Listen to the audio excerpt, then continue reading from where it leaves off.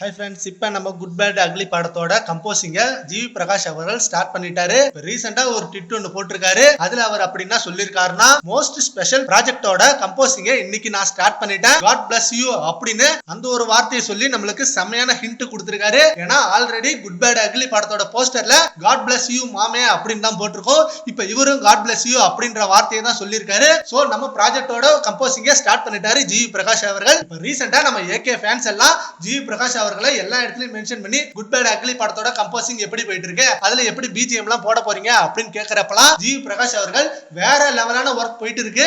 And இது வரைக்கும் நான் ஒர்க் பண்ணாத அளவுக்கு இந்த படத்துல வெறித்தனமான ஒரு சாங் ஒன்று போட போறேன். அண்ட் அந்த பிஜிஎம் எல்லாம் ஒரு வேர்ல்டு தரமா இருக்கும், ஏகே ஃபேன்ஸ் எல்லாருக்கும் செம்ம ட்ரீட்டா இருக்கும் அப்படின்ற மாதிரி சொல்லிருக்காரு. அண்ட் இன்னொரு டைம் கூட 1000 ஒருவல செலிப்ரேஷன் ஆஃப் லைஃப் அப்படின்ற ஒரு மியூசிக் வரும்.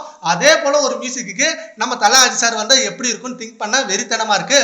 ஸோ கண்டிப்பா அதே மாதிரி வேற ஒன்று ரெடி பண்ணுவா அப்படின்ற மாதிரி நம்ம ஏகே ஃபேன்ஸை ஹைப் ஏத்துற அளவுக்கு செம்மையான ட்வீட் போட்டுட்டு இருக்காரு. அண்ட் குட் பேட் அக்லி படம் ஸ்டார்ட் ஆனப்ப அந்த படத்துல தேவிஸ்ரீ பிரசாத் தான் மியூசிக் டைரக்டரா உள்ள வந்தாரு. பட் சில காரணங்களால இந்த ப்ராஜெக்ட்ல இருந்து விலகிட்டாரு. அதனால ஜிவி பிரகாஷ் அவர்களை உள்ள கொண்டு வந்திருக்காரு ஆதிக் ரவிச்சந்திரன். அண்ட் லாஸ்டா ஜிவி பிரகாஷ் அண்ட் ஆதிக் ரவிச்சந்திரன் மார்க் ஆண்டனி படத்துல ஒர்க் பண்ணாங்க. ஸோ வெறித்தனமான காம்போவா இருந்தது அந்த பிஜிஎம் எல்லாமே. இப்ப அதே போல நம்ம தல அஜித் சார் கூட ஒர்க் பண்றாங்க. கண்டிப்பா ஒரு பியூர் ஃபேன் பாய் சம்பவத்தை இந்த படத்துல பார்க்கலாம். சரி, ஓகே ஃப்ரெண்ட்ஸ், இப்ப குட் பேட் அக்லி படத்தோட ப்ராஜெக்ட ஸ்டார்ட் பண்ணிட்டாரு ஜிவி பிரகாஷ் அவர்கள். அதை பத்தி உங்க ஒப்பீனியனை நம்ம கமெண்ட் பாக்ஸ்ல கமெண்ட் பண்ணுங்க. Thank you friends.